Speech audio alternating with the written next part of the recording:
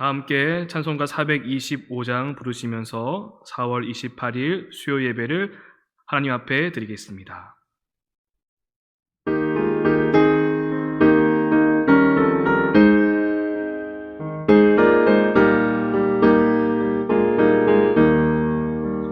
주님의 뜻을 이루소서. 고요한 중에 기다리니 진흙과 같은 날 빚으사 주님의 형상 만드소서. 주님의 뜻을 이루소서. 주님 발 앞에 엎드리니 나의 맘속을 살피시사 눈보다 희게 하옵소서. 주님의 뜻을 이루소서. 병들어 몸이 피곤할 때 권능의 손을 내게 펴사 강건케 하여 주옵소서. 주님의 뜻을 이루소서. 온전히 나를 주장하사 주님과 함께 동행함을 만민이 알게 하옵소서.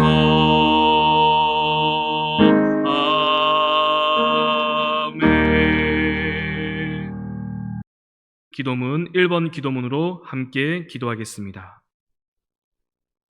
거룩한 부르심 앞에서 여호와께서 스알디엘의 아들 유다 총독 스불바벨의 마음과 여호사닥의 아들 대제사장 여호수아의 마음과 남은 모든 백성의 마음을 감동시키시매 그들이 와서 만군의 여호와 그들의 하나님의 전 공사를 하였으니 사랑과 은혜가 풍성하신 하나님 감사합니다. 우리는 오늘 하나님의 거룩하신 부르심 앞에 모두 서 있습니다. 지난 80여 년의 세월을 주님의 몸된 교회와 동행하셨던 하나님, 그 지난 세월 모든 순간순간이 중요하지 않은 때가 한순간도 없었습니다.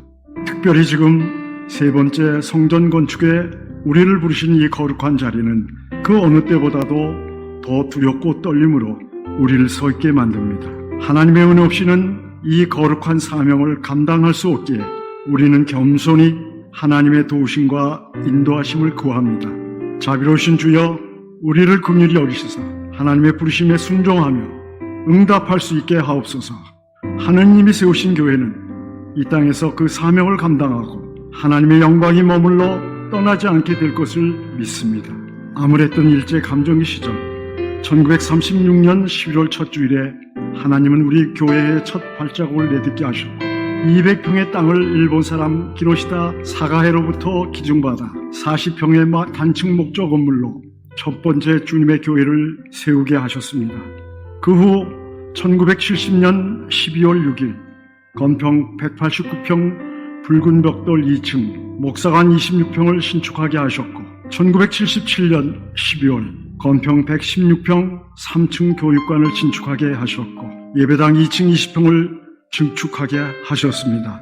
그리고 14년이 지나 1991년 5월 19일 기존 교회 건물의 지붕 개량, 단열재, 방음벽, 냉난방 시설, 내부 인테리어를 하게 하셔서 성전을 리모델링하도록 인도하셨습니다. 이제 28년이 지나 2019년에 하나님은 우리 교회가 세워진 이 지역을 뉴타운으로 개발하도록 시정책을 바꿔주셔서 우리에게 새 성전을 지을 대지 700평을 허락하셨고 지하 5층, 지상 6층, 연건평 4,300평의 성전을 신축하도록 인도하셨습니다. 돌아보면 민족의 내일이 암울했던 일제강점기에 교회를 세워주셨고 민족 상잔의 비극인 6.25를 겪으면서도 하나님은 뜻이 계셔서 세우신 우리 교회를 지켜주셨음을 깨닫고 그 은혜에 감사드리지 않을 수가 없습니다. 가난한 시절도 있었고 힘겨운 상황도 있었지만 하나님은 오늘 여기까지 이곳에 세우신 주님의 몸된 교회를 눈동자와 같이 지켜주셨습니다. 신실하신 하나님, 여기까지 에베네셀로 동행하시고 인도하여 주신 은혜를 감사드립니다. 더불어 이제 우리 모두를 새 성전 건축의 사명을 불러주시고 함께 일을 이루어가도록 세워주심에 감사를 드립니다. 바라옵기는 모두가 이 사명과 부르심에 응답할 수 있게 하옵소서.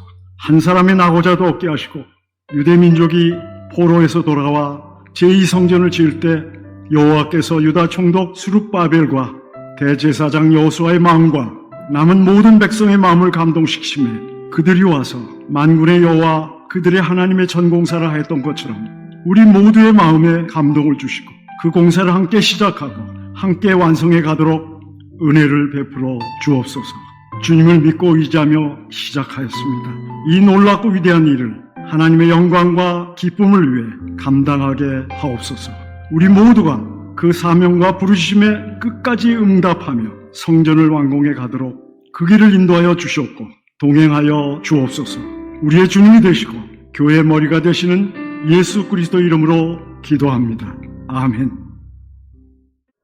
하나님의 말씀을 함께 봉독하겠습니다. 이 시간 우리에게 주신 하나님의 말씀은 마태복음 20장 17절에서 19절까지의 말씀입니다. 예수께서 예루살렘으로 올라가려 하실 때에 12 제자를 따로 데리시고 길에서 이르시되 보라 우리가 예루살렘으로 올라가노니 인자가 대제사장들과 서기관들에게 넘겨짐에 그들이 죽이기로 결의하고 이방인들에게 넘겨주어 그를 조롱하며 채찍질하며 십자가에 못 박게 할 것이나 제3일에 살아나리라. 아멘. 이 시간 담임 목사님의 예고된 십자가의 길이라는 제목의 3분 메시지 영상을 함께 보겠습니다. 은혜의 시간 되시길 바랍니다.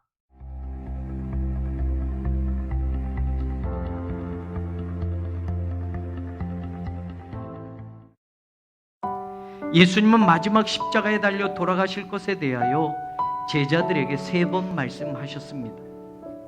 당신의 사랑하는 제자들에게 앞으로 내가 십자가에서 죽게 될 것이라는 것과 그리고 3일 만에 부활할 것이라는 것을 말씀해 주셨습니다. 그런데 그때마다 제자들은 예수님이 그 말씀을 하신 목적과 방향을 잘못 알아들었습니다.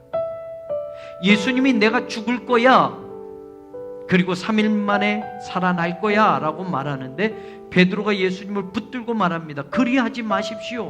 그런 일은 주님께 미치지 않을 겁니다. 사람의 일만 생각하고 인생을 산다 보면 죽음 피해야 합니다. 고난 나에게 이루어져서는 안 되는 겁니다. 예수님을 믿는 우리조차도 마찬가지입니다. 그러나 하나님의 일을 생각한다면 고난이어도 그 길을 걸어가야 하는 것입니다. 왜?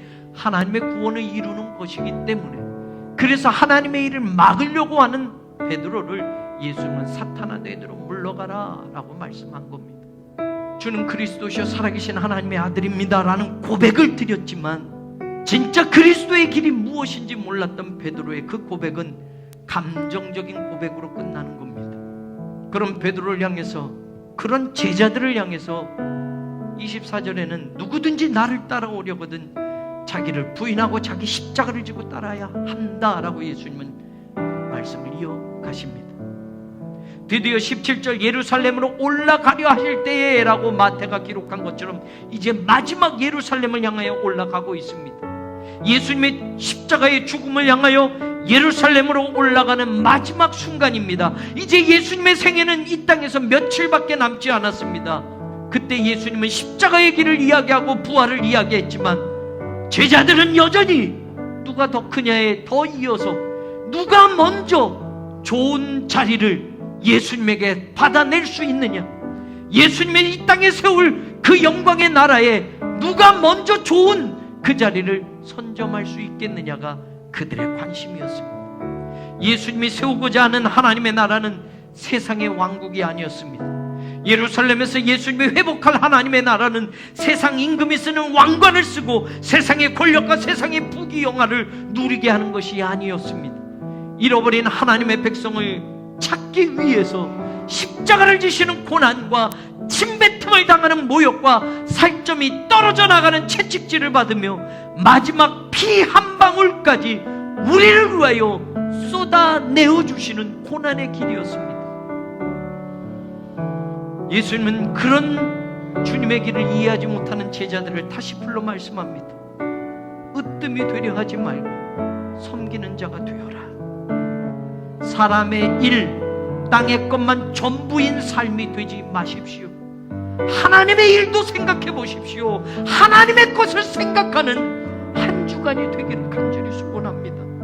예수님을 따르는 제자가 되기 위해서 자기를 부인하고 자기 십자가를 찾으며 예수님과 복음을 위해서 한 번쯤 내 가장 소중한 것도 주님의 십자가 앞에 내려놓을 수 있는 그런 주간이 되기를 주님의 이름으로 축원합니다.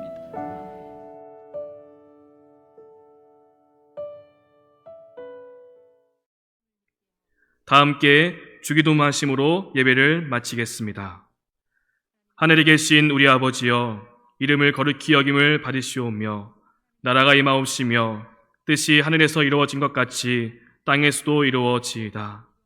오늘날 우리에게 일용할 양식을 주옵시고 우리가 우리에게 죄진 자를 사하여 준 것 같이 우리 죄를 사하여 주옵시고 우리를 시험에 들게 하지 마옵시고 다만 악에서 구하옵소서. 나라와 권세와 영광이 아버지께 영원히 있사옵나이다. 아멘.